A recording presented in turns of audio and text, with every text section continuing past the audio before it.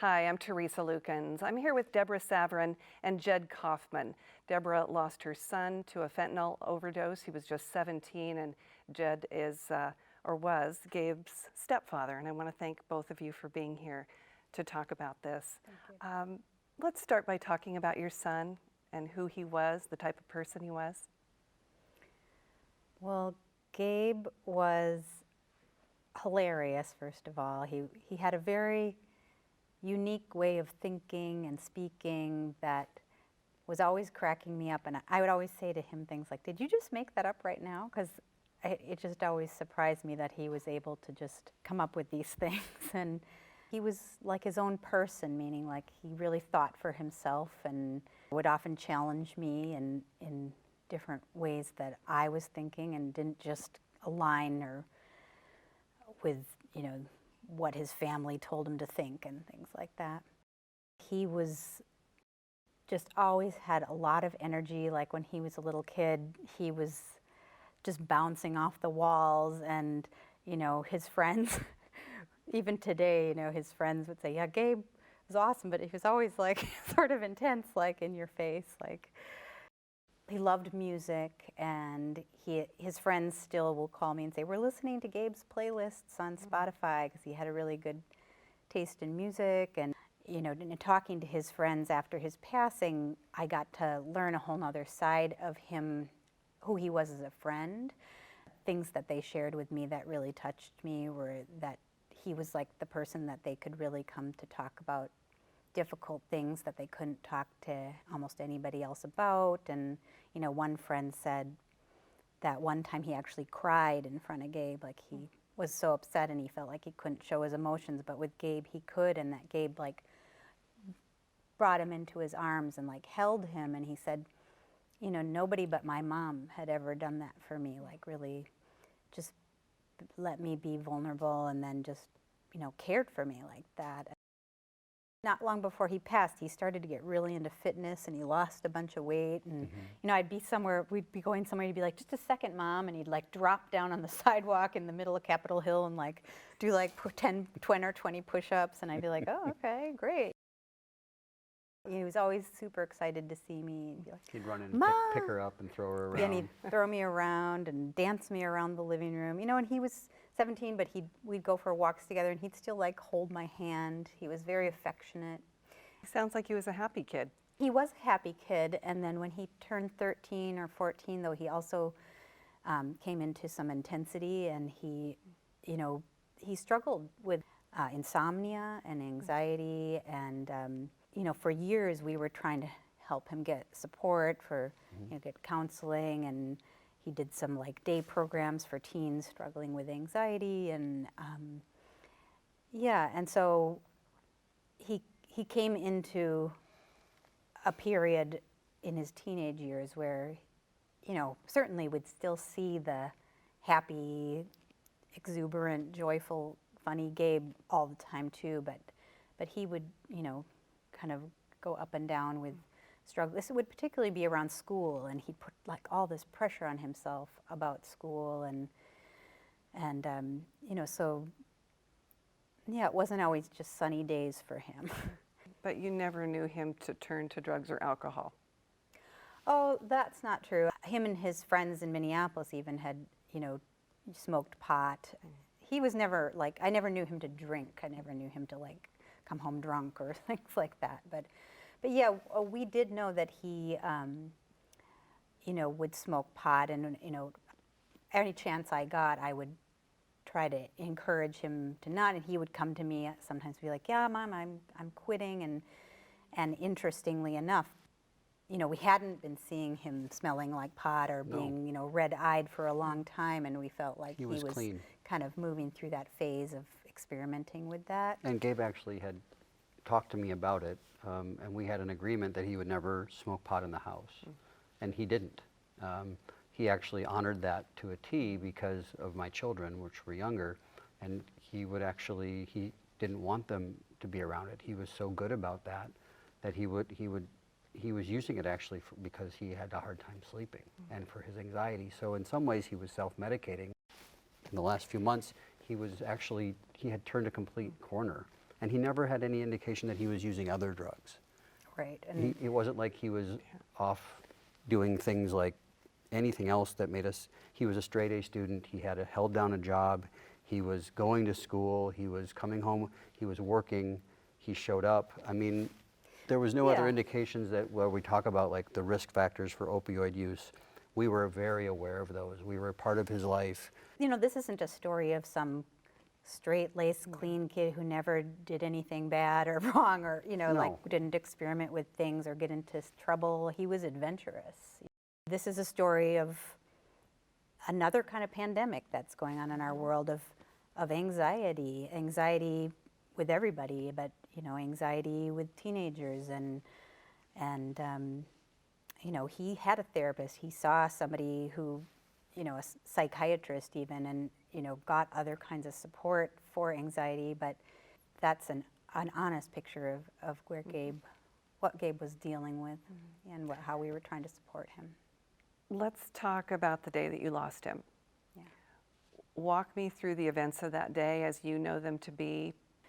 Well, to start out, we were in Spain. The nanny who cares for Jed's kids, who are younger than my kids, was staying at our house with my 2 kids while we were away. We were gone our trip was for 10 days. Gabe's dad was in town, but, you know, had his own apartment, you know, just nearby. So I know his day more from what his dad tells me, but he asked David, his dad, to give him a lift. He said, I want to go hang out with this friend, and then I'll get the bus home. But we just dropped me off up there, and David was like, sure. And we'd met this friend a few times. And later that evening, I guess he ordered a pizza at Domino's. He came home, came in and saw his sister and my daughter, and offered her a slice of pizza, said, hey, Noah, and then went downstairs, and then we Where know... his bedroom is. Yeah, we went down to his bedroom, and then, you know, later I found out that he was online till pretty late in the morning on, like, Snapchat with a friend, and from Minneapolis, an old friend of his, close friend of his, and they were just, you know, the friend said they were just talking about, like, this and that. His friend had just moved into a new place. He was all excited about it, and Gabe was all happy for him, and yeah, and then we think at about 3 a.m., Gabe had bought 2 pills, and you know, later we saw like he would drawn like $20 or something. Something like that, yeah. And he cut one in half, we think, and took that. He crushed Half. it up, we think, Crushed up. and snorted it. Yep. Crushed up half of one of these pills, and the pills looked exactly like pharmaceutical oxycodone pills. You cannot tell the difference between the actual pharmaceutical pills and what he had. And took one of those and laid down in his bed and That lived was- for maybe 3 more minutes Yeah, 3 or 5 minutes. for It that. happened that quickly. Yeah, Oh, yeah. just total respiratory failure, almost instantly from that level of fentanyl in the body. I cannot imagine getting that phone call. You know, it was like around midnight in Spain where we were, and we were awake, and David actually called me just because I think your phone wasn't answering or something. No, he called me. He called you, or I And answered the phone? I don't think he could handle to tell me. And so he called me and said, and he was crying, and he said, can I speak to Jed? And Oh, is that what happened? I thought maybe he just, because Jed's a doctor, maybe something was going on And with David him. and I are on very good terms. So. Like with his health, and I was like, oh, sure, you know, yeah. And then I handed the phone to Jed, and I could hear David's voice through the phone saying, Gabe passed away. Yeah. And then I don't know, I kind of just went into some kind of an altered state, really. Yeah, we drove for 6 or I just drove straight back to Madrid and in the middle of the night, and we got on the next flight. When I got home, the first, the minute I heard, my first thing was, I need to get to my daughter. Like, I need to, I need to get to my daughter, I need to get to my daughter. And so once I got to her, and then, and then the next thing was like, well, where is Gabe's body? And it was with the medical examiner. And so we got sort of an initial result from them saying that it was likely fentanyl. The other part of that is that, Gabe's father called his daughter and said, go check on Gabe. He's supposed to be at work.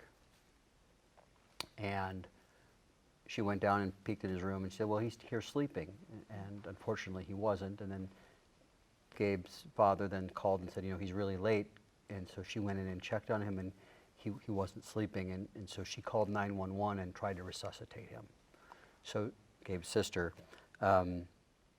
was tasked with trying to resuscitate her own brother. And then Gabe's dad, David, showed up just minutes later. He happened to be really close by. But and also was tasked with trying to resuscitate his own son. So these are the things that the opioid epidemic creates. And it's, on the face of it in the news, you hear about the statistics, and you hear about so many people and what fentanyl does and how powerful it is, but you don't hear about these details. And these are the details that I think really bring it home. That no daughter, no sister should ever have to do that. No father should ever have to try and resuscitate his own son. Deborah, did you know what fentanyl was when you were told that?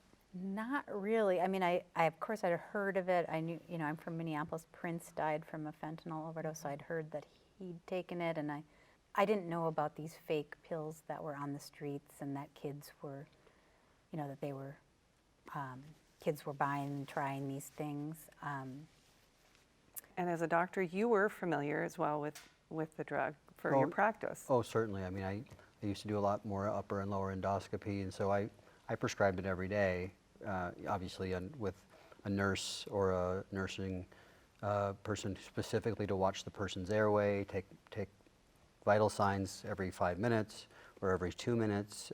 So it's an extremely powerful drug. But I was totally uneducated and totally naive about the amount of fentanyl that was on the streets.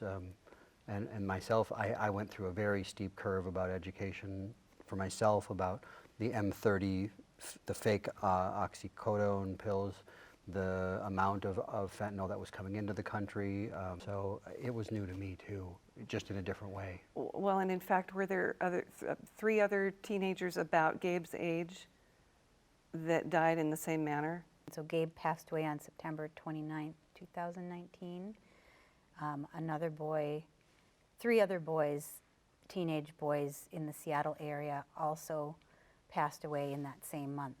One within 24 hours, I believe. One within 24 hours, and the other 2 at the beginning of September. And all of them, good students, for all practical purposes, normal teenagers. And so the difference here is that this is a drug that is a game changer. It's really a game changer. As a teenager, lots of kids push boundaries. They try things, they push what their parents want them to do, and that's kind of normal teenage behavior. And the width of their safety kind of net is pretty wide. I mean, drinking and driving is going to kill people, but there are certain things that probably are, I don't want to say safe, but aren't likely to kill you if you try them. Fentanyl is not that. And the razor-thin margin that you have with a drug like fentanyl, it can't be, this can't be, sort of expressed enough. And I think a lot of teenagers, teenage boys especially, because it does seem to hit teenage boys mostly, will probably say, whatever, and the pressure that's put on them by their peers is so intense. We forget that, because we've all been through it, but we forget how intense it is when you're sitting in a car or sitting at a park or sitting in a party and all your friends are trying this, or they all kind of say, oh, you're being a wuss, or come on. I think we forget. I know I've forgotten how hard it is to say no or not to do it. And that doesn't work. Harm reduction, talking to kids about this choice, abstinence is not a solution. It just isn't. We have to talk to kids about the fact that there is a killer out there, and it's not going away. And if you think because your kid's a straight A student or in band and has interests and is happy in general or has friends, it isn't going to affect them, then you're sending your children out there uninformed and unable to defend themselves into a world where fentanyl exists. And they will come up against it, or they will know somebody who dies from it. And it's out there. And so you're leaving them with no defense mechanism, no choice, no way to preserve themselves, because they're going to be faced with it. And that's what we're hoping to change. That's what we want parents and other kids to really understand, that it's out there.